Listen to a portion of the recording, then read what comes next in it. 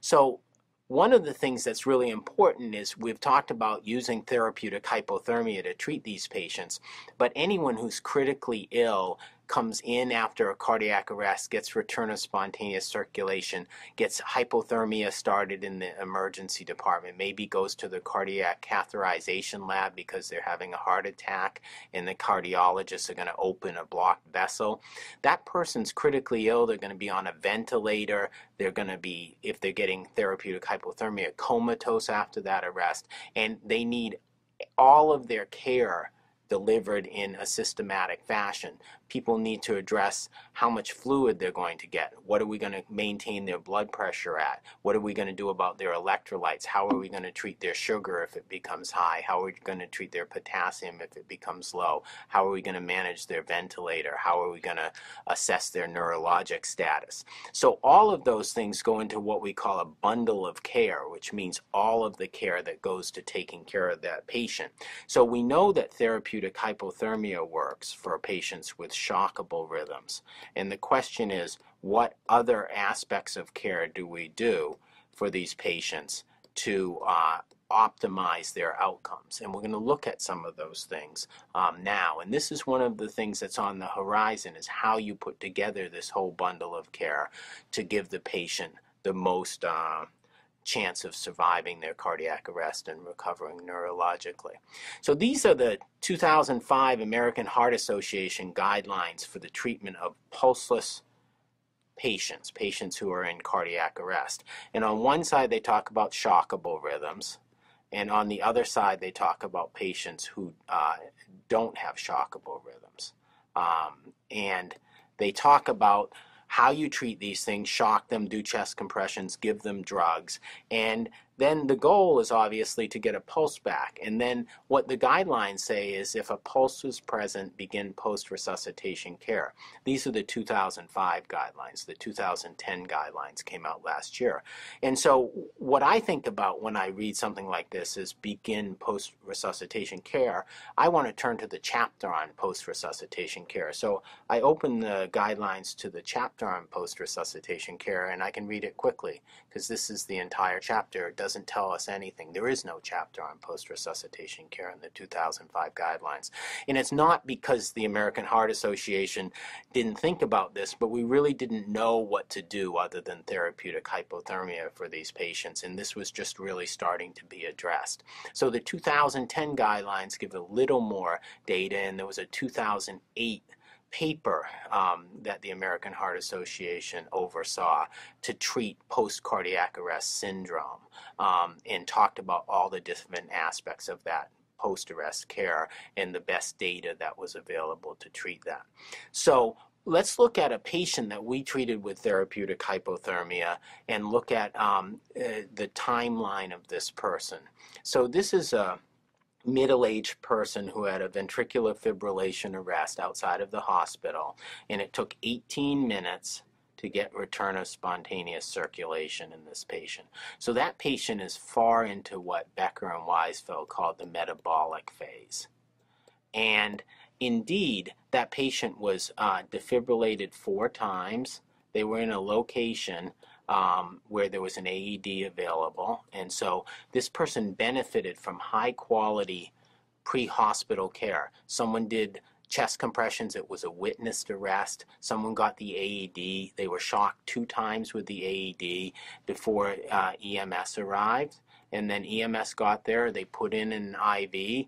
They gave some medicine, some epinephrine to the patient. They did more chest compressions. They did 2 more defibrillations. In 18 minutes after this started, she had her heart start beating again. And when she was brought to us in the emergency department, she was in a coma. And she comes in, and we see her initial temperature is 36.2. So she is someone who at that point in time has lost a little heat because of this arrest and the coma she's in. And so we quickly assessed her and said, this is a woman who needs to be treated with therapeutic hypothermia. So we start to treat this woman, and she starts to get cooled. So we quickly decide that this woman is a candidate for therapeutic hypothermia, and we start to treat her. So there's 3 phases someone will go through when they're treated with hypothermia. There's an induction phase, and during that phase we're trying to bring her temperature down to the goal, and our goal is 33 degrees, and we accept a range of 32 to 34.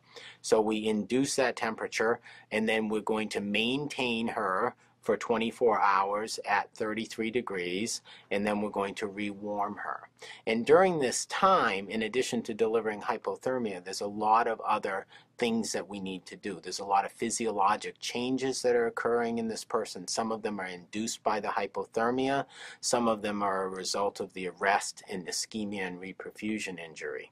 And so these changes are resuscitation opportunities. And what do I mean by that? I mean these are opportunities to take better care of the patient, to address some things that could be dangerous to them, but if we think about them as physicians and come up with a plan for them, we may be able to improve these outcomes. So some of those things include shivering. So when you start to cool someone, their body starts to shiver. And every institution that uses hypothermia needs to have a protocol to address that shivering. At University of Pennsylvania, we would paralyze this person. They're on a ventilator. We would paralyze them, sedate them, and give them some pain medicine so they can't shiver. They can't generate heat. In addition, you need to consider whether this person needs to go to the cardiac catheterization lab, especially for ventricular fibrillation arrest, so arrest from shockable rhythms. A large percentage of those patients arrest because they're having a heart attack.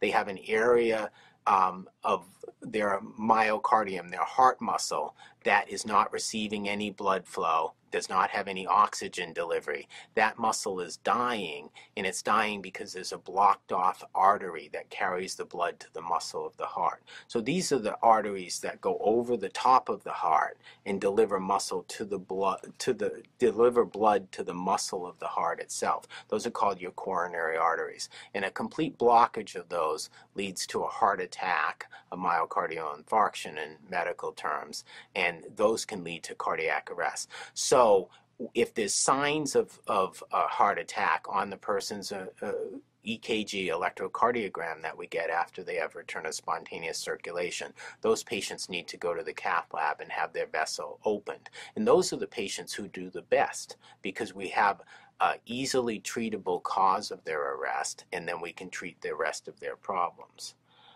So if the person goes to the cath lab, that's good. Then there's other things that happen. Sometimes people have 20, 30, 40, 50 minutes of cardiac arrest, and they'll receive large doses of epinephrine, and those drugs can have effects on the patient in the immediate post-arrest period.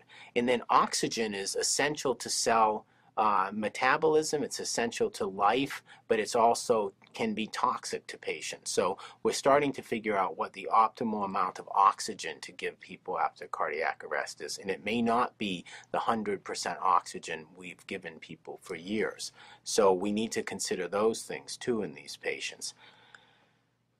As you cool someone, they'll lose electrolytes. Their potassium will shift into their cells. Some of it will be lost through their kidneys and come out in their urine. And then there's a big loss of magnesium in the urine in these patients. And if we don't keep on top of those electrolyte losses, we may have problems with potassium and magnesium that can lead to the heart not beating correctly, to arrhythmias, and those can cause another cardiac arrest. And then when someone is cold at 33 degrees, most patients will become hyperglycemic, meaning their sugar will become high. And instead of a normal sugar level of 110, they may have a level of 250 or so. And we need to treat that because high sugar levels are dangerous for injured brain cells and can lead to further injury. So we need to address those things. There's this concept called myocardial stunning. And what do I mean by this? This is when someone has a cardiac arrest, and for that period of ischemia, there isn't a lot of blood flow. There's only the blood flow from the chest compressions to all of the heart muscle, and that can produce a global injury to the heart. And you can take someone whose heart beat completely normally before their arrest, and every time the heart beats and presses the blood out to the aorta and to the other blood vessels, it would typically get rid of 70% of the blood. And what we see is sometimes 10, 12, 14 hours after an arrest, that heart suddenly is only beating enough to pump, contracting enough to pump 10% of the blood out. So this is myocardial stunning, and if you're not prepared for that, the patient may suddenly not have enough blood pressure, not have enough blood delivery to their brain, and their injured brain will get injured further. When you cool someone down, their heart rate will go down significantly, and we see typically patients with heart rates of 40 or 50 when they're treated with hypothermia and are at 33 degrees centigrade. They also consume less oxygen. That's what the VO2 is your oxygen consumption. And that's good, actually, because it means that your metabolism's gone down and the cells are working less hard. Then I talked to you about inflammation, this late phase of injury, and that produces a sepsis-like syndrome, which we need to keep an eye on. It can make people start to produce heat, start to act like they have a fever, start to have a lot of inflammation and the problems that can come along with that, and that can produce further organ dysfunction. So we need to keep an eye on those things. We get the decreased cardiac output I was talking about, and then when someone's cold, they will lose a lot of fluid in their urine, and this is called diuresis, and so we have to stay on top of how much fluid we give them. And then as we rewarm the person, all these things that have happened when we cooled them down start to reverse. So they start to use more oxygen. The potassium comes out of their cells into the bloodstream again. The sugar levels go down. They have decreased glucose levels because the insulin starts to work again. All these things so that we don't hurt the person when we're rewarming them. And then at the end of this, we have to prevent them from getting a fever. And I talked about this sepsis-like syndrome, and one of the main things that inflammation does is make the body have a fever. And so we want to prevent that fever because fever is injurious to the brain, especially when the brain has been previously injured. And then we need to figure out which patients are going to recover, what do we have to do for these patients to help them recover. And so that's called neuroprognostication.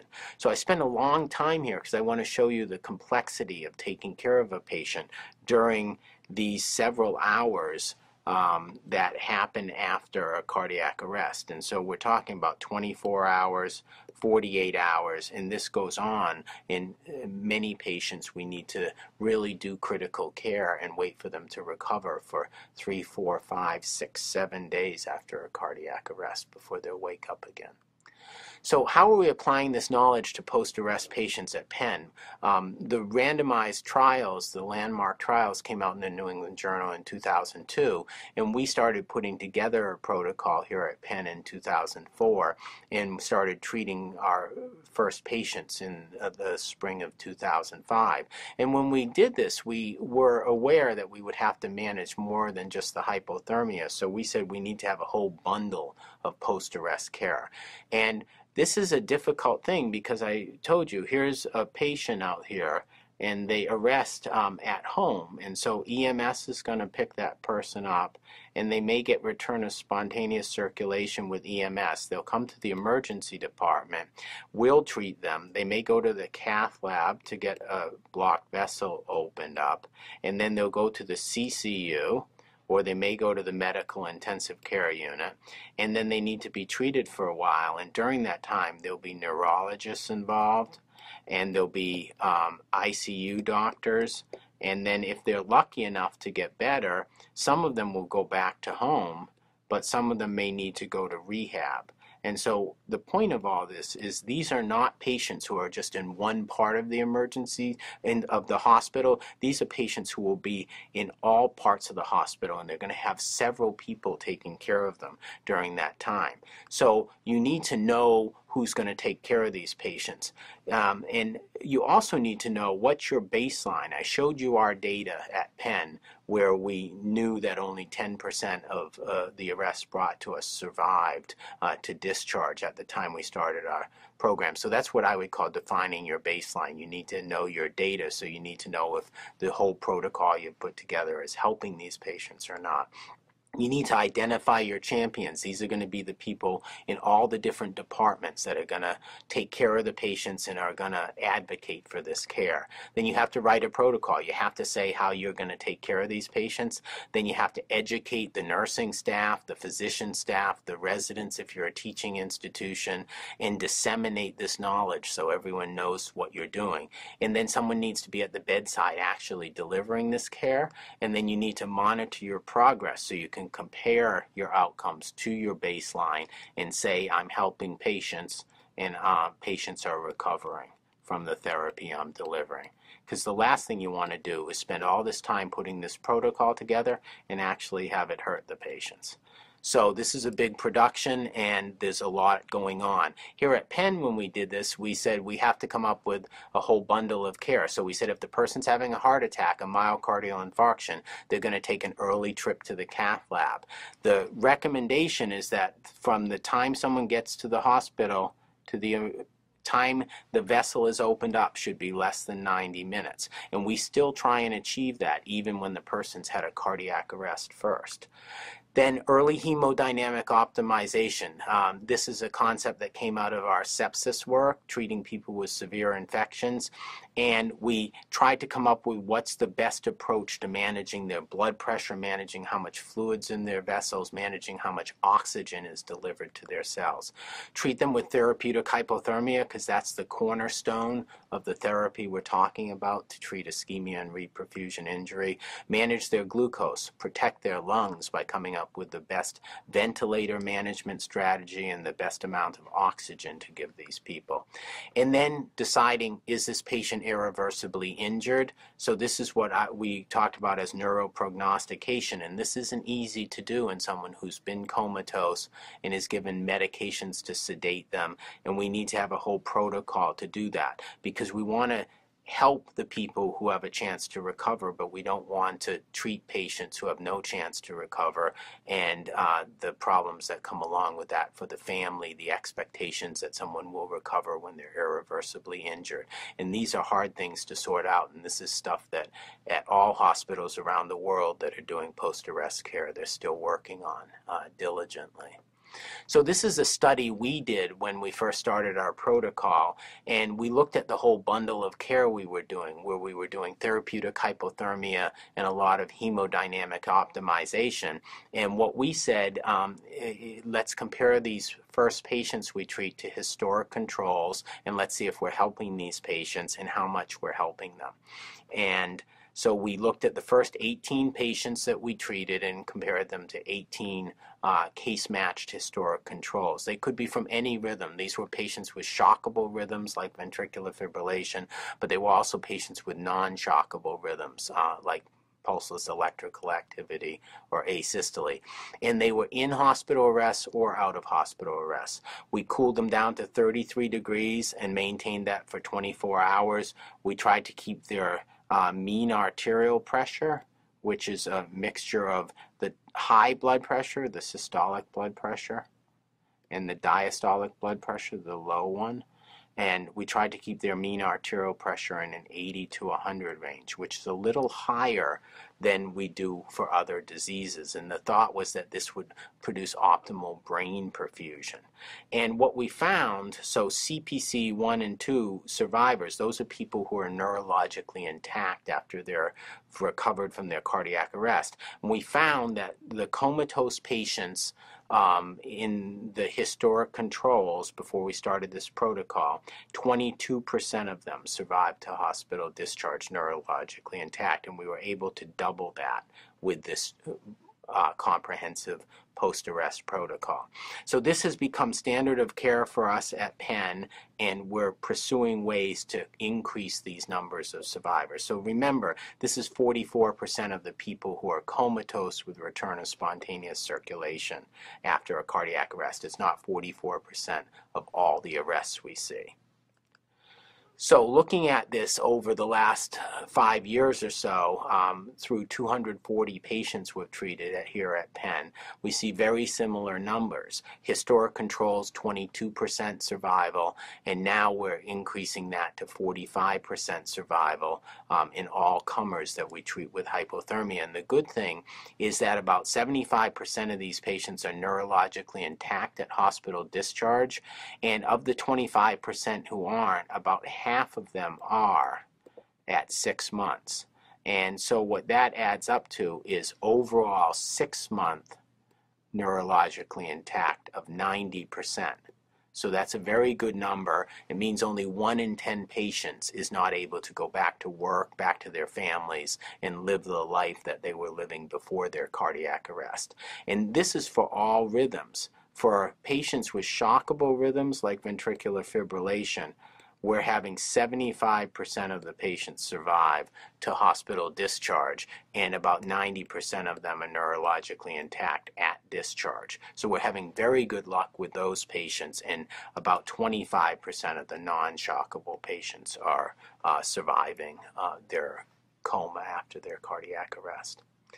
So the goal is to improve this, obviously, and we looked at these curves before when we were talking about the 3 phases of cardiac arrest and about the treatment of ischemia and reperfusion injury. And just to summarize, before we started doing this, we were having about 10% survival. Now we're up to 20%. And the question is, can we intervene earlier? So what I showed you was that there was this rapid decrease in survival during the circulatory phase when the person's getting chest compressions and drugs. And can we intervene earlier with other therapies and produce better outcomes in these patients? So what are some things we can do? Well, if we do get return of spontaneous circulation, we talked about optimizing the post-arrest bundle. But we can also do early cardiopulmonary bypass in these patients. So if their heart isn't beating, we can put them on a machine that will act like their heart in their lungs and will essentially produce a heartbeat for them, and their heart doesn't have to recover. And that gives us more time to figure out why this person had the arrest and to treat that arrest. Then maybe we can manipulate their mitochondria and allow more cells to recover that are injured. And then there's this really interesting concept called suspended animation, and we're going to talk about that briefly as well. And then this is a very important idea. Maybe what we can do is bring these patients to specialized centers. So either during their arrest or immediately when they get return of spontaneous circulation, bring them to hospitals, cardiac arrest centers that are like trauma centers that produce the best quality outcomes because they take care of a lot of these patients. And we'll talk a little bit about regionalization of cardiac arrest as well. So by doing all this, maybe we can get survival of the 100% of patients who have an arrest up over 50% or so, instead of the 20 to 25% we're seeing now at Penn and other state-of-the-art cardiac arrest centers.